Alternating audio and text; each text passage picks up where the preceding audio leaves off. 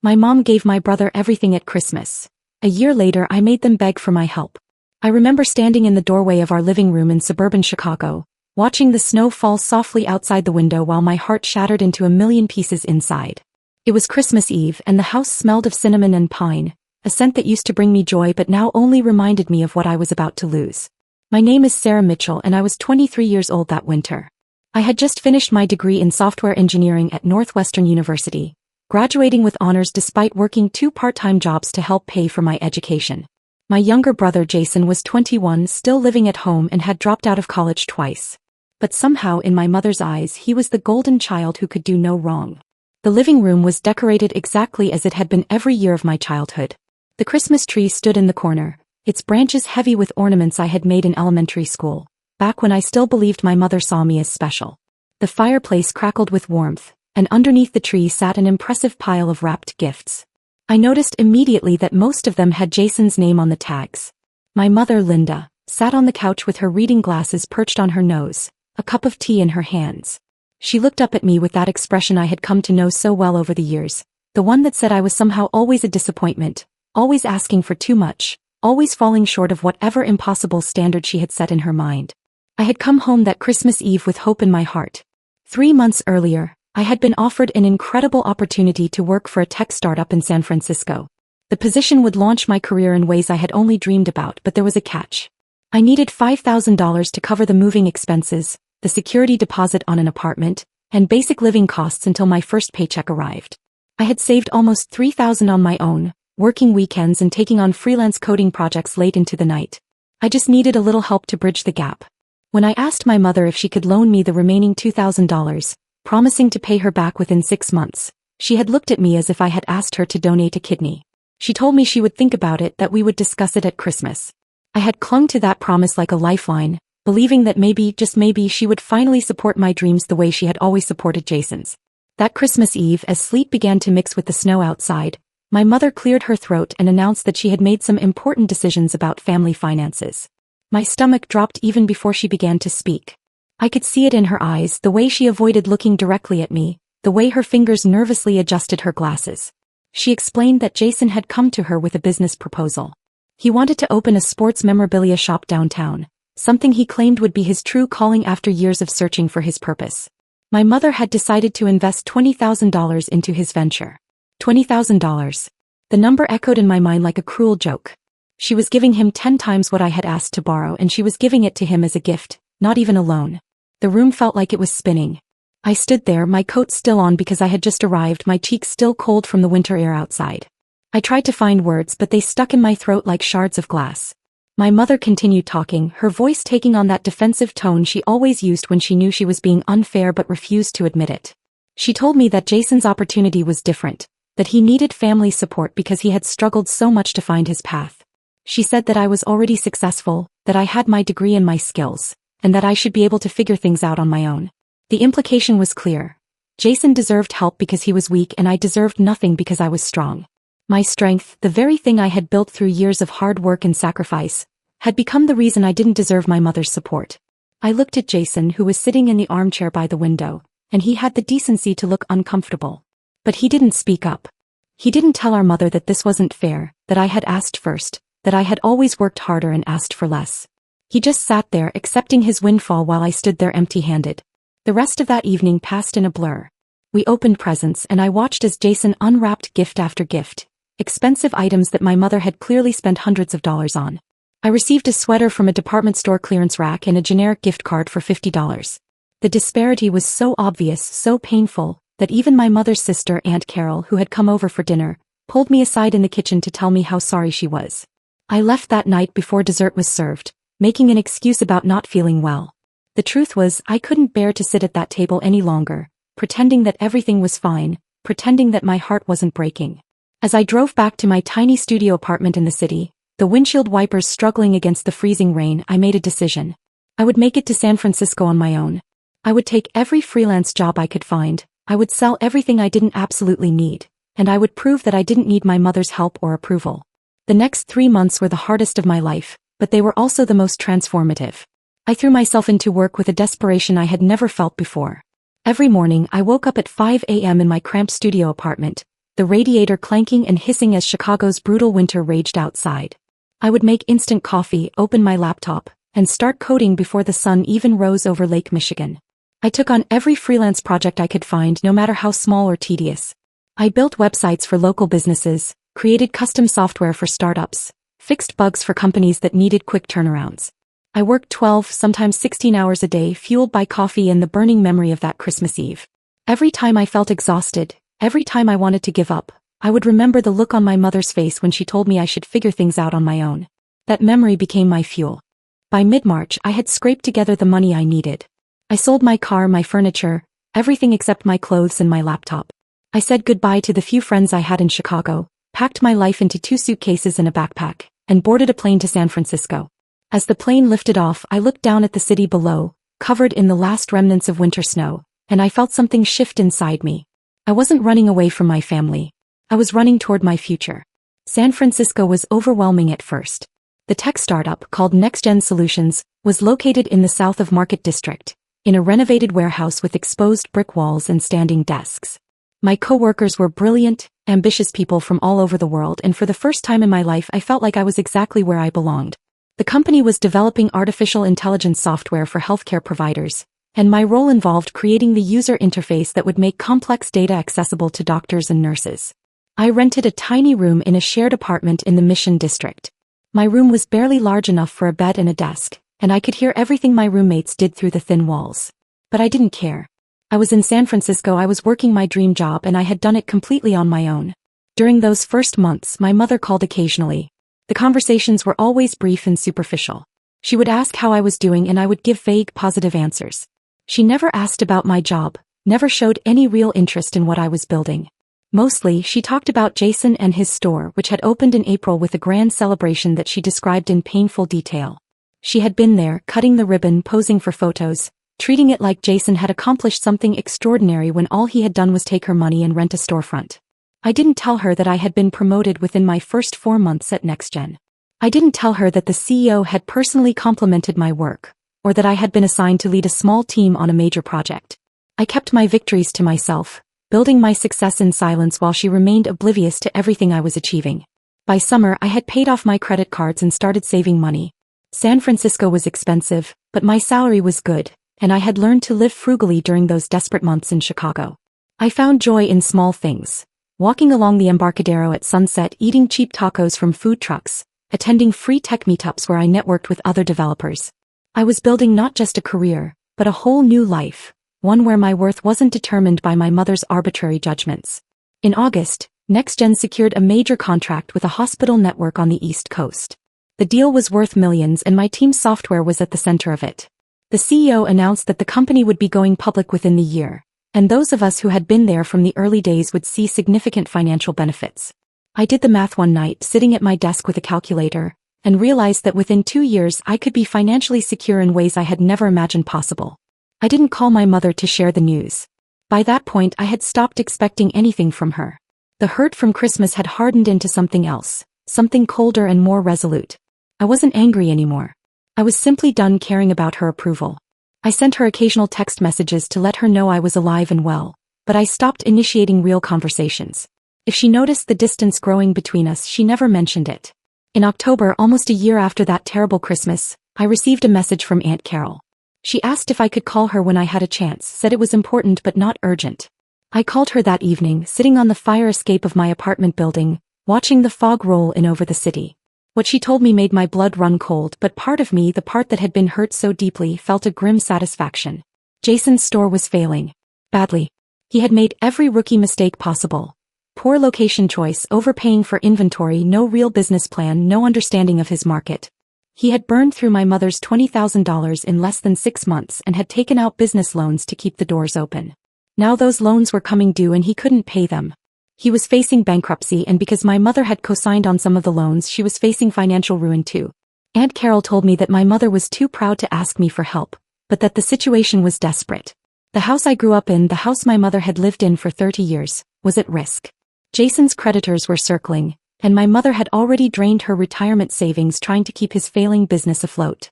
Aunt Carol asked if there was anything I could do, any way I could help, and I told her I would think about it. After I hung up, I sat on that fire escape for a long time, watching the lights of the city flicker on as darkness fell. I thought about that Christmas Eve, about the casual cruelty of my mother's choices, about all the years I had spent trying to earn love that was never going to be freely given. And I thought about what kind of person I wanted to be, now that I finally had the power to make my own choices. 2 weeks passed before my mother finally called me. It was late November and San Francisco was experiencing one of those perfect autumn days where the sky was impossibly blue and the air smelled of salt from the bay. I had just finished a successful presentation to potential investors, and my boss had taken the team out for celebratory drinks. I was walking back to my apartment feeling proud and accomplished when my phone rang. I saw her name on the screen and almost let it go to voicemail. But something made me answer. Maybe it was curiosity, or maybe it was the part of me that still remembered being a little girl who loved her mother unconditionally, before disappointment and favoritism had poisoned everything between us. Her voice sounded different. Smaller somehow. Fragile in a way I had never heard before. She started with small talk, asking about the weather in California, commenting on how she heard it never really got cold there. I could hear the nervousness in every word, the way she was working up to something she didn't want to say. I didn't make it easier for her. I answered her questions briefly, politely, and waited. Finally, after several painful minutes of meaningless conversation, she told me everything. Her words came out in a rush, as if she had been holding them back for so long that they exploded all at once. Jason's store had closed 2 weeks ago. The creditors were demanding payment on loans that totaled nearly $60,000. She had already sold her car and jewelry, had borrowed money from friends, had done everything she could think of.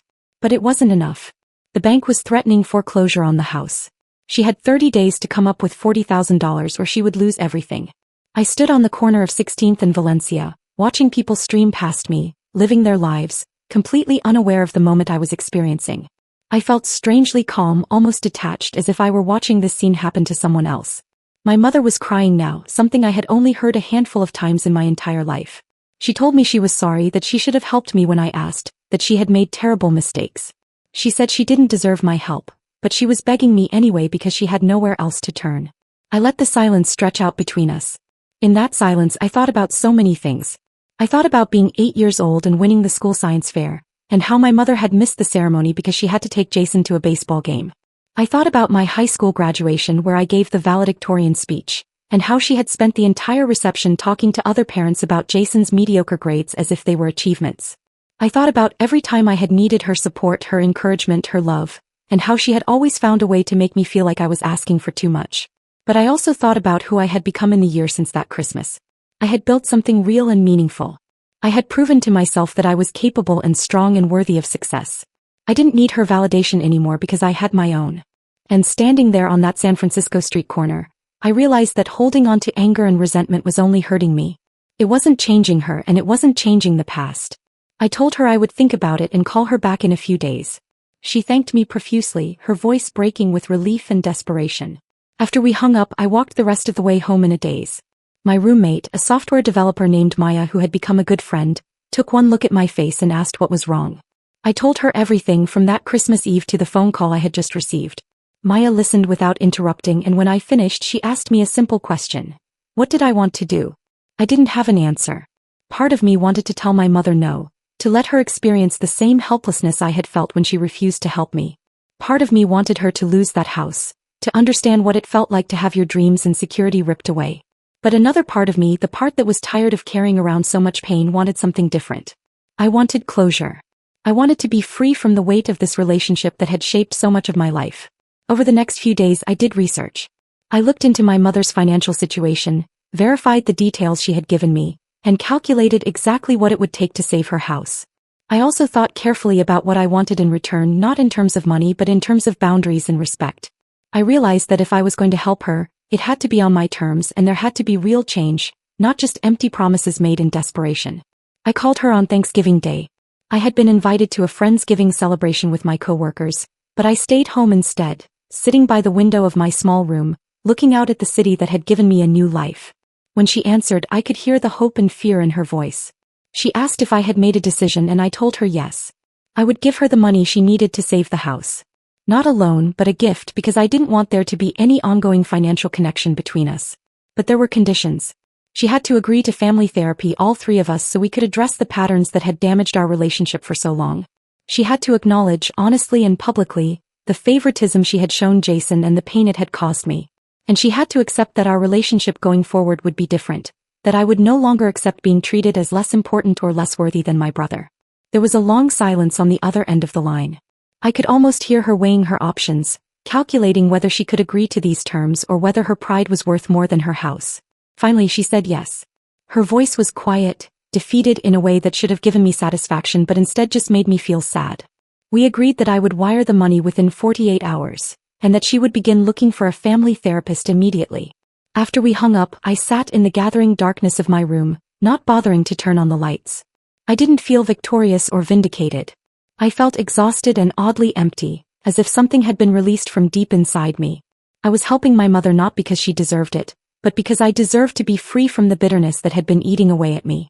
I was choosing to be the bigger person not for her benefit but for my own. The next morning I transferred $40,000 from my savings account to hers. It was money I had earned through hard work and sacrifice, money that represented my independence and success. Watching that amount disappear from my account felt surreal, like I was betting everything on the possibility that people could change, that relationships could heal, that forgiveness was possible even when it wasn't deserved. The first therapy session took place 2 weeks before Christmas, almost exactly 1 year after that devastating Christmas Eve that had changed everything. I flew back to Chicago on a cold December morning, the kind where the wind cuts through your coat and makes your eyes water. The city looked the same as it always had, but I felt completely different walking through it. I wasn't the desperate young woman who had left a year ago. I was someone who had built something real, someone who had learned her own worth.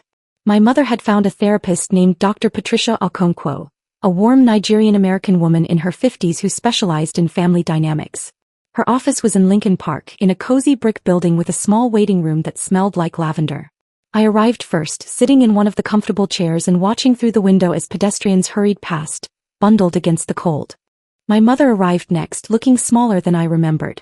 She had aged in the past year, new lines around her eyes and mouth, her hair more gray than brown now. She hugged me awkwardly and I could feel how nervous she was, how uncertain about what was going to happen in that room. Jason came last, 15 minutes late, looking uncomfortable in a button-down shirt that was clearly borrowed from someone else. He couldn't meet my eyes when he walked in. Those first few sessions were brutal. Dr. Okonkwo didn't let anyone hide behind polite deflections or comfortable lies. She asked direct questions and waited patiently when the answers were difficult. She made my mother talk about why she had favored Jason, made her examine the assumptions she had carried about strength and weakness, about who deserved help and who didn't. My mother cried a lot during those sessions, finally confronting truths she had spent years avoiding. She admitted that she had always seen me as capable and independent, and that instead of being proud of those qualities, she had used them as an excuse to neglect my needs. She said that Jason's struggles had made her feel needed in a way that my success never did, and she had confused enabling him with loving him. She acknowledged that she had damaged our relationship, perhaps irreparably, and that she was ashamed of the mother she had been to me. Jason had his own reckoning. He talked about how he had always felt inadequate compared to me, how he had accepted our mother's favoritism as compensation for feeling like a failure. He admitted that he had known the business would fail, that he had ignored every warning sign because he didn't want to disappoint our mother, and that he had let his pride destroy not just his own life but hers too. He apologized to me finally for sitting silent that Christmas Eve, for accepting everything while I got nothing, for being too much of a coward to speak up when it mattered. Hearing their words didn't erase the pain of the past year, or all the years before it. But it did something I hadn't expected. It made them real people to me again, flawed and complicated and capable of growth, rather than just sources of hurt. I found myself softening in ways I hadn't planned to, found myself willing to consider the possibility of rebuilding something from the ruins of our family. Between sessions, my mother and I had coffee together, awkward conversations over lattes in warm cafes while snow fell outside. She asked me about my work, really asked, and listened to my answers with genuine interest. She wanted to know about San Francisco, about my apartment and my friends and the life I had built. For the first time in my memory, she seemed to see me as a whole person with my own dreams and achievements, not just as the low-maintenance daughter who didn't need attention. I learned things about her too, things I had never known or thought to ask. She talked about her own mother, my grandmother, who had been cold and critical, who had never told my mother she was proud of her. She talked about feeling like she had failed at everything except being a mother, and how she had poured all her anxiety and need into that role, warping it in the process. Understanding her history didn't excuse her choices, but it helped me see them in context, helped me understand that hurt people often hurt people, passing down pain like an inheritance. Jason started attending business classes at a community college and got a job managing a sporting goods store. It wasn't glamorous, but it was honest work, and he showed up every day. He was learning slowly to build something based on effort rather than entitlement. He called me once to thank me for helping Mom, and to say that watching me succeed on my own terms had made him realize how much time he had wasted waiting for success to be handed to him. Christmas came around again, and this time it was different. I flew home on Christmas Eve just like the year before, but I arrived to a house that felt transformed. My mother had cooked a simple dinner, nothing fancy or performative, just good food meant to bring us together. Under the tree were a few modest gifts, roughly equal in value and thought. My mother gave me a framed photograph of the two of us from when I was 5 years old, both of us laughing at something long forgotten. On the back she had written a note apologizing for all the years she had failed to see me, thanking me for giving her a chance to do better. We spent that evening really talking about our lives and hopes and regrets. It wasn't perfect. There were still moments of tension, old patterns trying to reassert themselves, wounds that hadn't fully healed. But there was also something new: honesty, effort, and the fragile beginning of mutual respect. My mother told me she was proud of me, and this time I believed her. Not because I needed her pride to validate my worth, but because I could see that she finally understood what I had accomplished and what it had cost me. As I sat in that living room, the same room where my heart had broken a year ago, I realized something profound. Helping my mother hadn't been about revenge or vindication or making her beg. It had been about refusing to let her failures define me, about choosing to be generous even when generosity wasn't deserved, about breaking the cycle of pain that had run through our family for generations. I had won not by making them suffer, but by becoming someone who could rise above suffering. The real victory wasn't in having the power to save or destroy my family. It was in learning that I didn't need their approval to be whole, that my worth wasn't determined by how they treated me, and that I could choose forgiveness without forgetting what had happened. I had built a life I was proud of, surrounded by people who valued me, doing work that mattered. Whether my relationship with my mother ultimately healed or remained complicated, I would be fine because I had learned the most important lesson. I was enough, all by myself, and I always had been. When I flew back to San Francisco after New Year's, I looked down at Chicago disappearing beneath the clouds and felt something I hadn't felt in a long time: peace. The city below held my past, all of it, the pain and the triumph and everything in between. But my future was somewhere else, somewhere I had built with my own hands, and nobody could ever take that away from me. I had turned my mother's rejection into rocket fuel, her cruelty into motivation, and her failure into my freedom. And in the end, that was the sweetest justice of all.